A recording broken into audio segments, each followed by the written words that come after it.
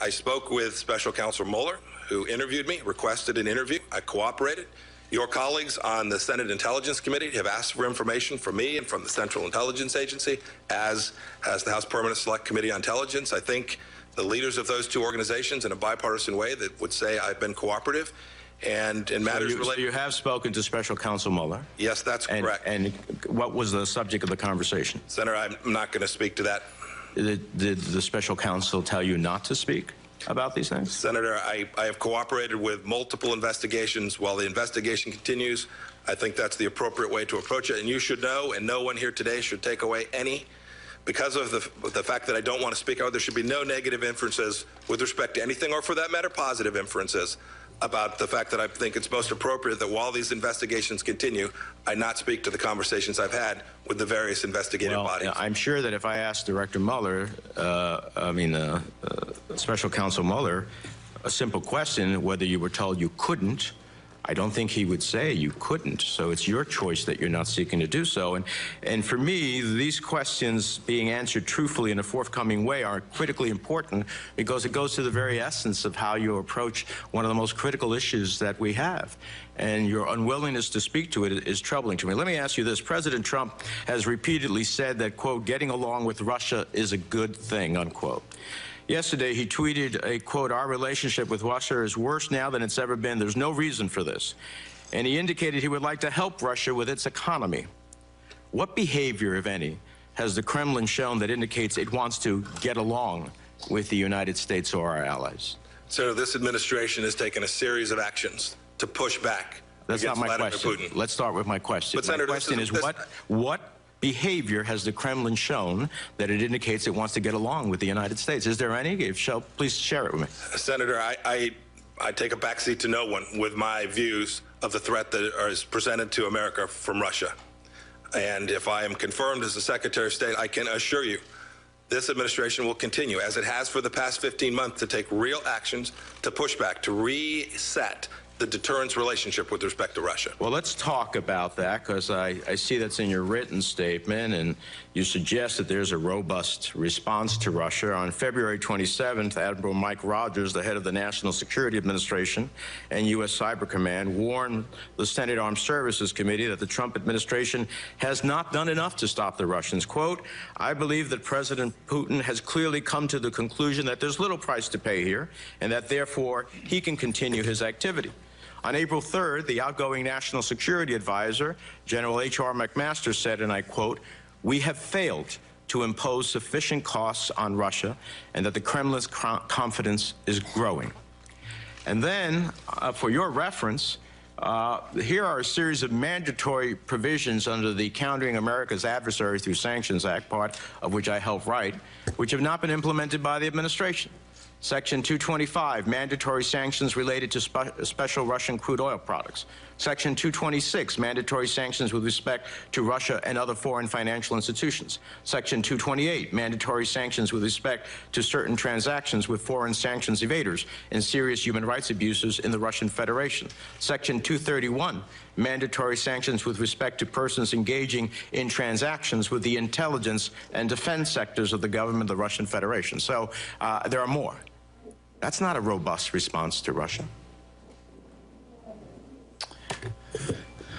Thank you. Before I turn to Senator Risch, I want to welcome Senator King to the...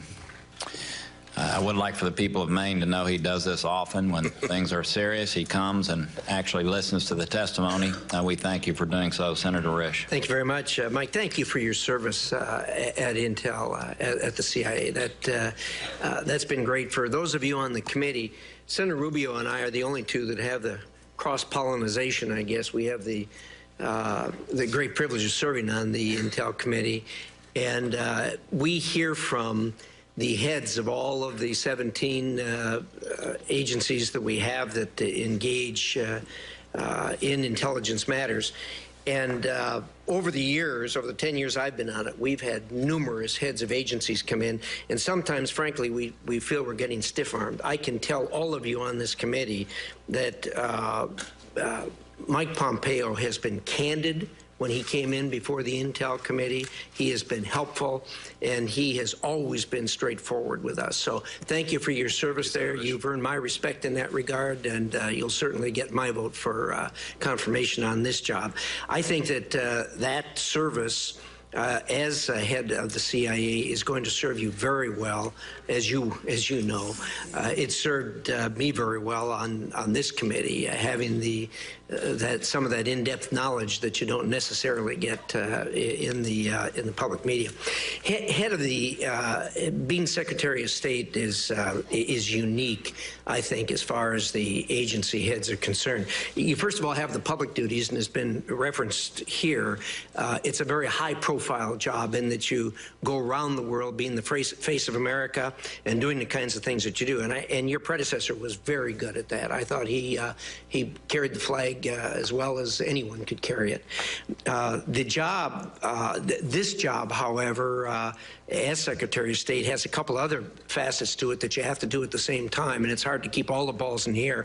One of them, of course, is being part of the management team with the president as far as managing really the United States. And thirdly, and I think very importantly, is the actual management of the bureaucracy. And I don't use bureaucracy here in a pejorative way. The thousands of men and women who are in foreign service, who are working with the State Department, make us proud every day. They're bipartisan. They do a great job. I think that there has been a fair amount of criticism. Everyone knows that that your predecessor did have was hampered a bit because he didn't have some of those jobs filled that are so important there.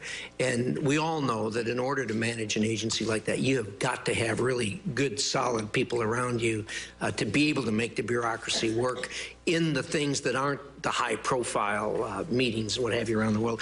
Could you give us your thoughts, give us all of us your thoughts on how you're going to go about that, because it needs some work. There's no question about it, and it's going to make your job better. It's going to make the State Department work better. So could you give us your thoughts on that?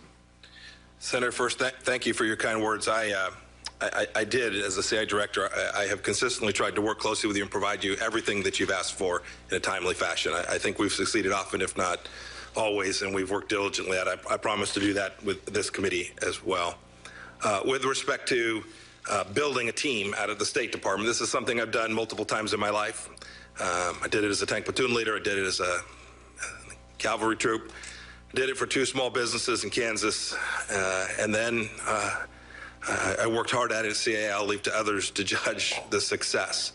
But I did it because I knew it was an imperative. At State Department, there are too many holes, too many vacancies, too many unfilled positions. When that happens, everyone's stretched thin, and the subject matter expertise that is needed to deliver America's diplomacy around the world, to conduct its mission, its humanitarian missions, its development missions. Each of the missions to which are entrusted to the State Department require talented people on station doing their part, working alongside it. The way I'll think about it is the same way I did at the CIA. I'll start with those things that I think are the biggest gaps and present the biggest risk to America's capacity to execute its diplomacy. We don't yet have an ambassador in South Korea. We need one. There are a handful of other places that have a requirement for immediate attention. With respect to each of those positions, I am a talent hawk. I will find what I believe to be the best fit to execute America's diplomatic mission around the world, and I will